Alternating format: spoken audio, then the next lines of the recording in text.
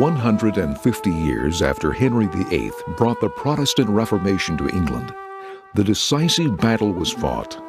The people of England were determined to have a government based on the Protestant standards for unmediated biblical faith.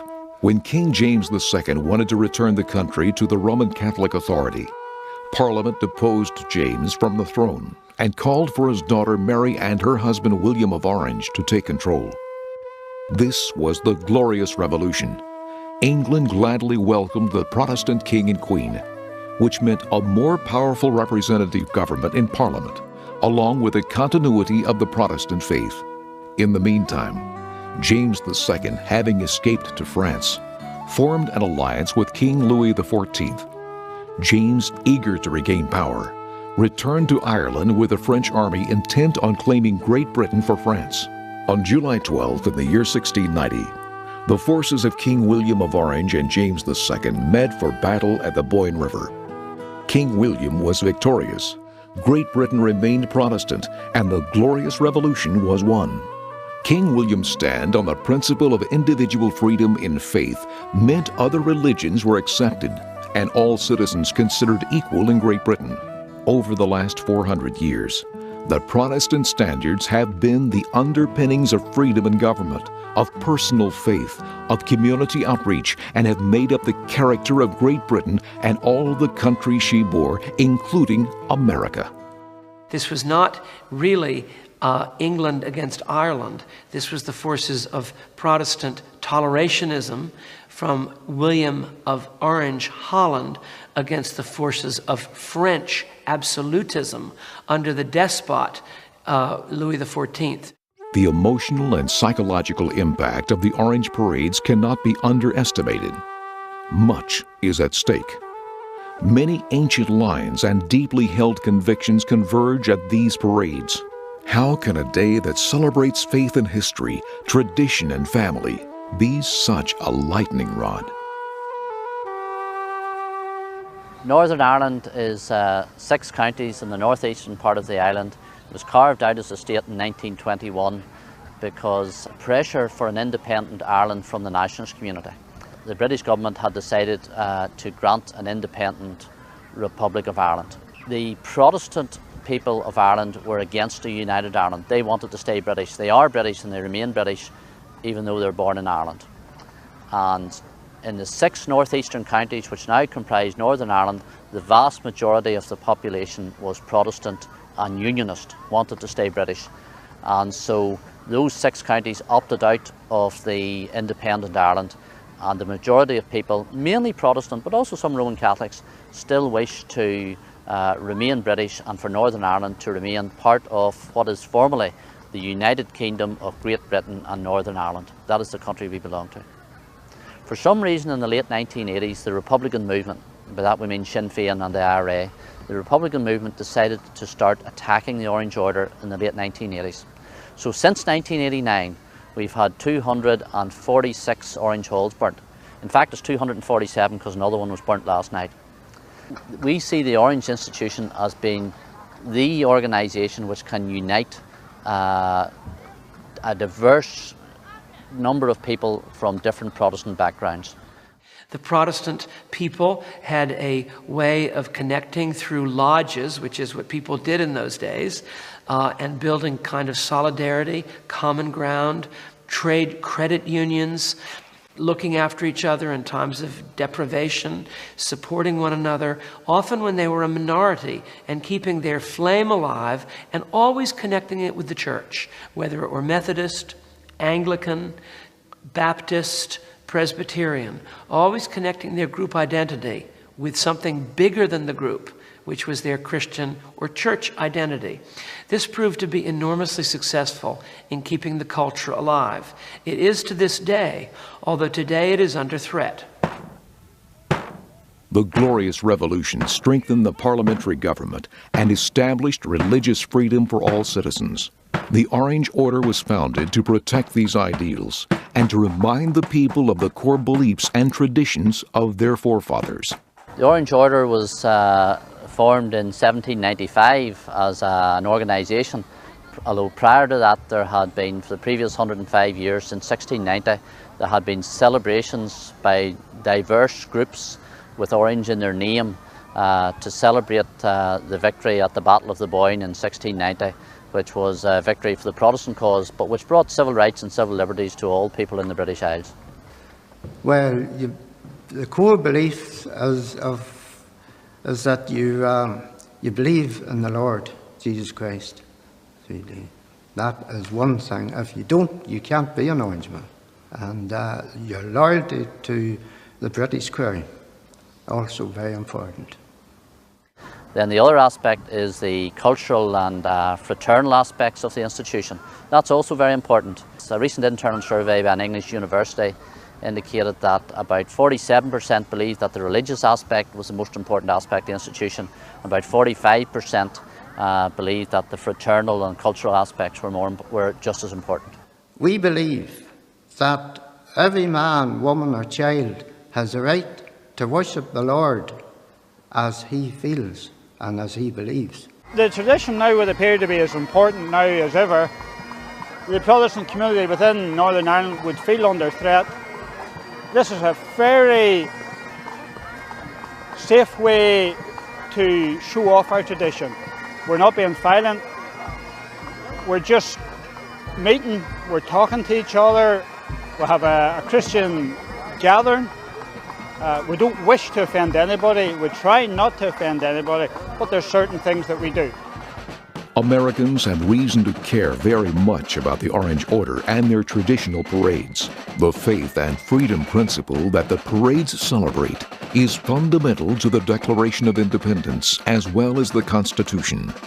Our own country, the United States, had been influenced seriously right from the beginning by the very culture out of which these Northern Irish Orange men were parading and presenting their Christian and historic values. For example, I discovered that General Washington's strongest and most loyal soldiers were Northern Irish Orange men at Valley Forge and during the Revolution. I discovered that the earliest movements against the British during the American Revolution had been led by many of these same people with their strong principles of civil and religious liberty. I discovered that 6 presidents of the United States had come from this Protestant Northern Irish culture, which, far from being a bigoted and sectarian mindset, had been a kind of broad cultural stream which had been very rich in presenting liberty, diversity, and all the things that I thought were mainstream American values, and that these had had a vast but somewhat underplayed influence in the history of our country. The Orange Parades on July 12th are not just a celebration of the victory at the Boyne, but an outward expression of the Protestant culture in Northern Ireland. Every person and every culture and every tradition have their way of expressing themselves.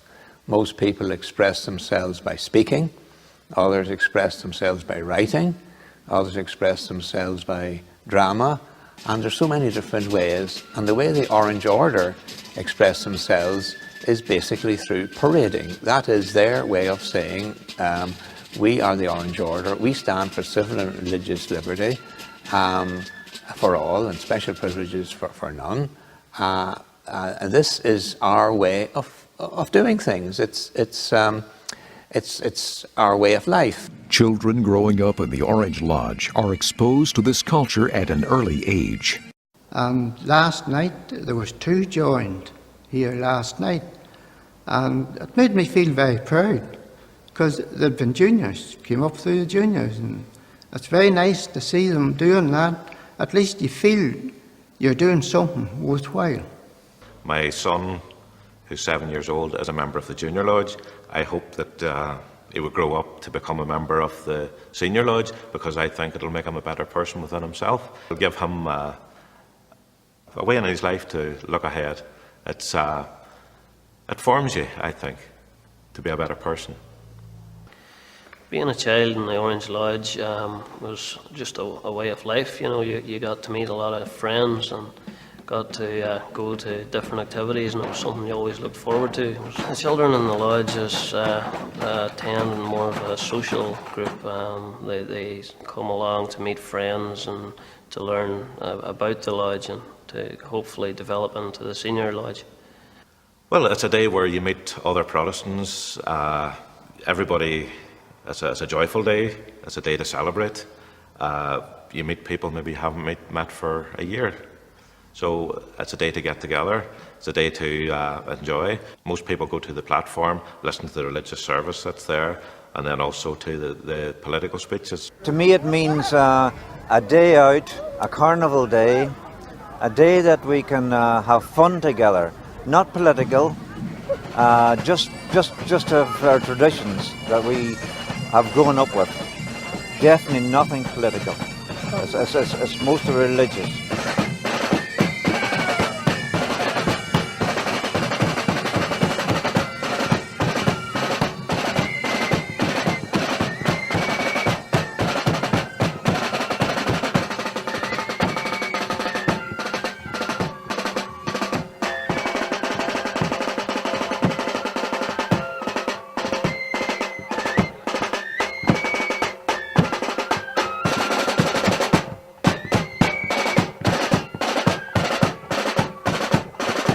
For centuries, music in the Orange Lodge has been seen as a unifying factor.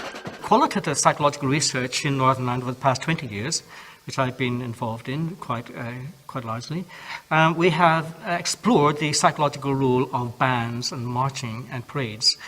First of all, marching and parades are very much part of every culture. Machará band here will lead us on the 12th day, and you can't walk without a band because you can't stay in step. So it's very important. My oldest daughter, who's now 5 years of age, is in the band that I am in. I've been in this band now since I was 5 years of age. So it really is a family band. We have my father's here, along with my brothers, and all my relatives are also here who have connections with the band or with our local lodge. Here in Machará, we're very privileged to have our own band, Machará Sons of William Flute Band.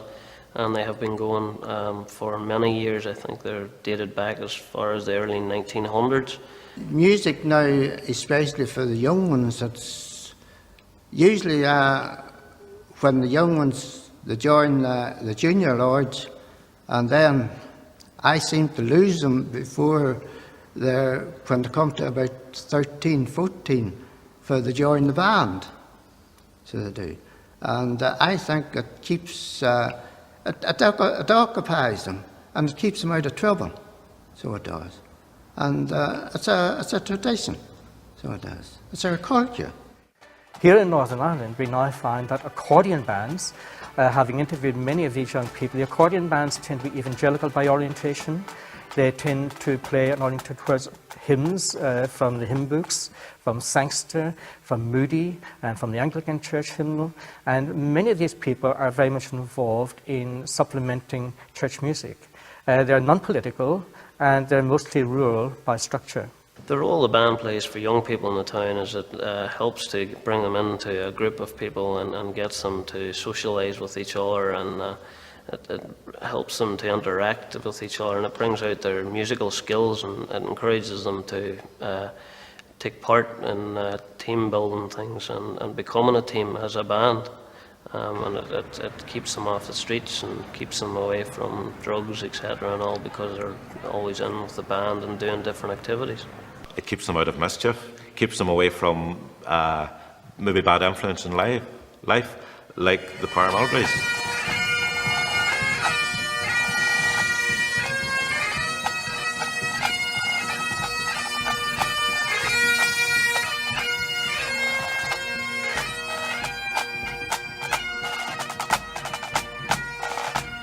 The parades celebrate Christian faith and therefore take a stand against the secular forces so prevalent in the world today. While both the Roman Catholic Church and the Protestants in all their denominations are Christians at the core, there are fundamental differences in their understanding of their relationship to God. Remembering the victory at the Boyne is to remember these differences. These differences are still seen by some as a source of friction today. The way in which these differences are addressed may determine the strength of the Orange institution in the future. They go along as a sort of grassroots, happy family organisation. And the trouble over recent years is that they have been drawn into a political matter. They often find themselves finding it very difficult. They're not that sort of organisation like the organisations that are confronting them. But we don't have the propaganda machine that the others have, and that's where we fall down. There's a lot of misconceptions with the Orange Order. A lot of people think that we're basically what they call a coat trailing exercise, where we just go out and we're just out for a day to intimidate and annoy people in our area. They think that we're just there to make a nuisance for them, which is not true. We're there just to bring out our tradition and our culture. As you'd see tomorrow on the 12th, everybody's walking with their collarettes, and nobody's pointing out that, oh, he goes to a different church from I. That doesn't matter. It's nothing to do with it. Outsiders to the order seem to think that we are a secret organisation, which we are not. If it was a secret organisation, we wouldn't be putting thousands and thousands of orange men on the street. Everybody can see who we are, so how can we be secret? I don't have any dislike for Catholics. I have some friends Catholics, and they aren't offended by me, for example, praying on the 12th, and I don't be offended whenever they prayed on St. Patrick's Day or any other days that they have. So I believe that they should. I tolerate their culture, so they should tolerate my culture. But the propaganda against us is mighty. There was leaflets put on doors last night here, and I don't know who done it, but presumably I would think it was Sinn Féin IRA, and it said our band was associated with paramilitaries, which is not right. That's a lie. But that's how the propaganda works. And they have a worldwide propaganda machine which is second to none. There's more troubles at the parades, there's more protests now, whereas before you were able to parade and there was never no problems. Now you have a lot of paperwork to do to get a parade, you have a lot of objections, people don't want you there, and there's just a different feeling in the sense that from a young person where you just thought it was marching, now you know more about it and you're a senior member in the lodge, you know why you're marching, etc. The Sinn Féin, they were in existence, but they weren't as manipulative. They have a certain grasp over the people now, and it's what they say goes.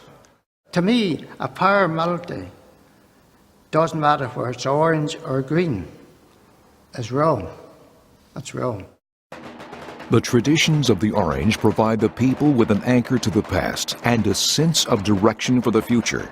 As the Roman Catholic citizens grow in number, the Protestant population is becoming the minority, and thus the risk of losing their country as well as their culture is very real. Many Protestants believe that the Orange Order is the last bulwark against a united Ireland, the last thing that there's real unity for the Unionists and the Protestant people, to maintain the union with Great Britain.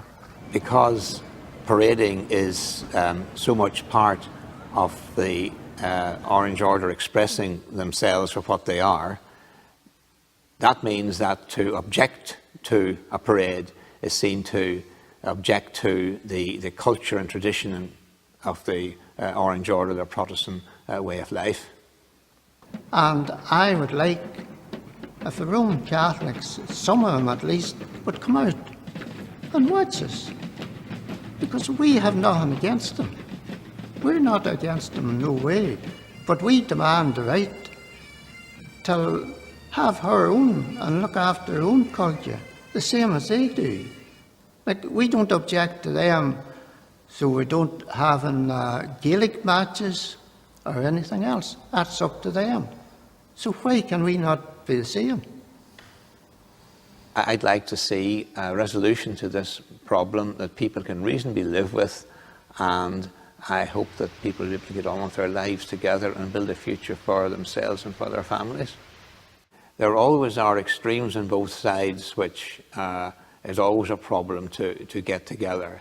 But I would hope that there would be a good middle ground of opinion that would want to live along well together and to live with difference. People should be willing to live and let live, and while we differ from other people in many things, we should be able to agree to differ. We live in an age where there's increasing secularism, decreasing church attendance, and obviously we want to try and turn that round. The Orange Institution in Ireland, its numbers are declining slightly. It's not something we're worried about, but it's something we'll have to address. But it's not about numbers, it's about relevance, it's about influence, it's about activity. The biggest challenge I see the Orange Order dealing with in the coming years is the Nationalist Republicans and the Parades Commission. The Getting To parade, and I can see that they're going to probably try and stop us from parading at all costs, whether it be bombs, protests, whatever. They're going to try and make it harder for us as Protestant people to parade. Today there's more of a fear that something could happen on the 12th.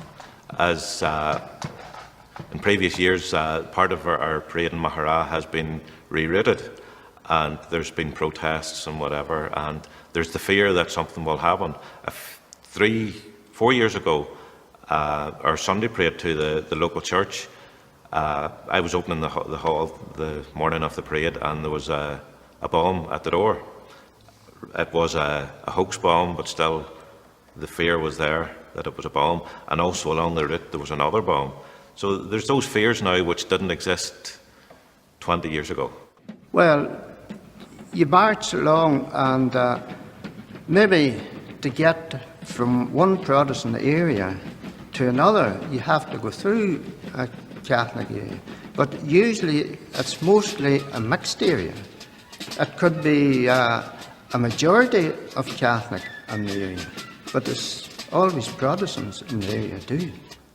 And this is where the trouble starts. And I don't believe it's really the Catholic people. It's Sinn Féin IRA. And because I remember when we paraded at the top of the town, a big lot of people came out and watched us and would have nodded over to you.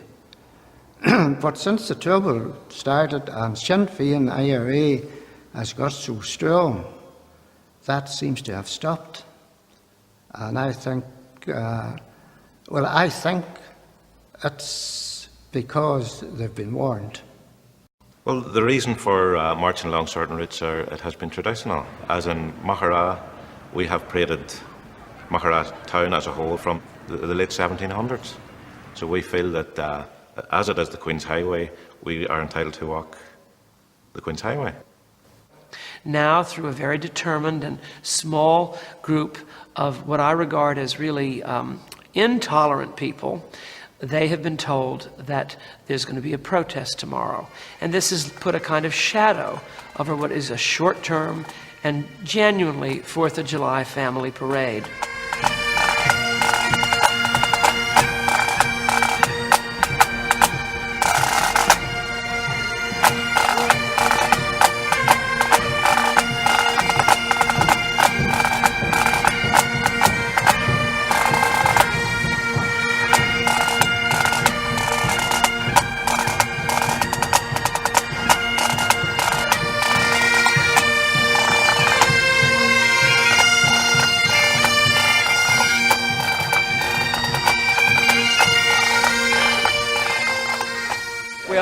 The Brethren of the Lodge are gathering. The band is coming to my right, and everyone's a little bit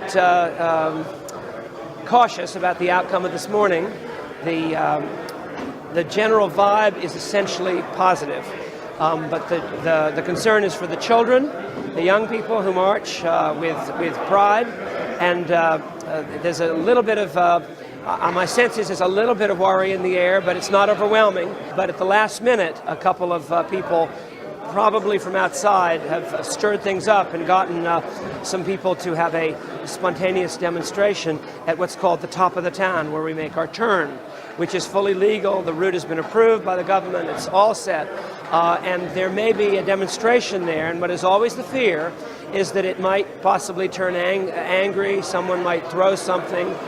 Words might be exchanged. So the real focus for us, this group, is to remain utterly calm, steadfast, and meek, if I may say. And if there's any kind of sign of any trouble, to immediately pull back and concede whatever needs to be conceded. Right now, it's looking pretty good. But because the clergy are there and other responsible people are there, and the attitude is good here, I'm very hopeful. Basically, the information that came in, unfortunately, as a lot of you will be aware of, there's been quite a lot of dissident Republican activity in the area, and from the bomb that was in Ballachy, which was a viable device, there was quite a high risk that something could have been placed at the top of the town.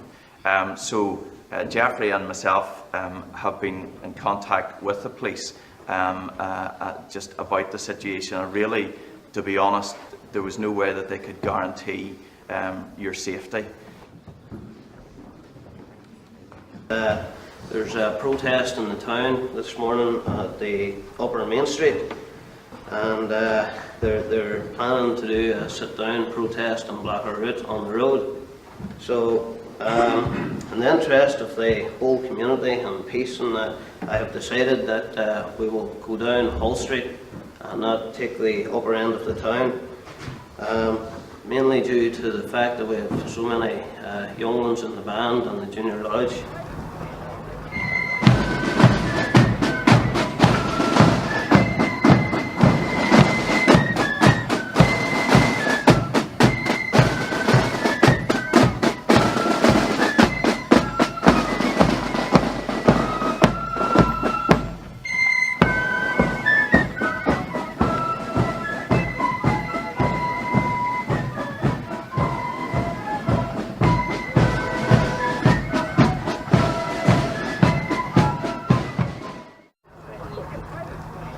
So a peaceful resolution to today's march, but the question is, how will today's events affect future Parades Commission's decisions?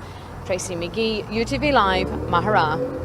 Our IRA Sinn Féin blocked the road and didn't make it possible for us to carry on our normal route, which had been granted to us under law by the Parades Commission of Northern Ireland. Most people will accept the decision made. Some people would feel we should have registered a protest. But in general, we don't want confrontation. It's as simple as that there. There's nothing to be gained from it. We're not happy, but in the interest of safety of everybody concerned, that was the route that we decided on. We felt that that would be better for everybody.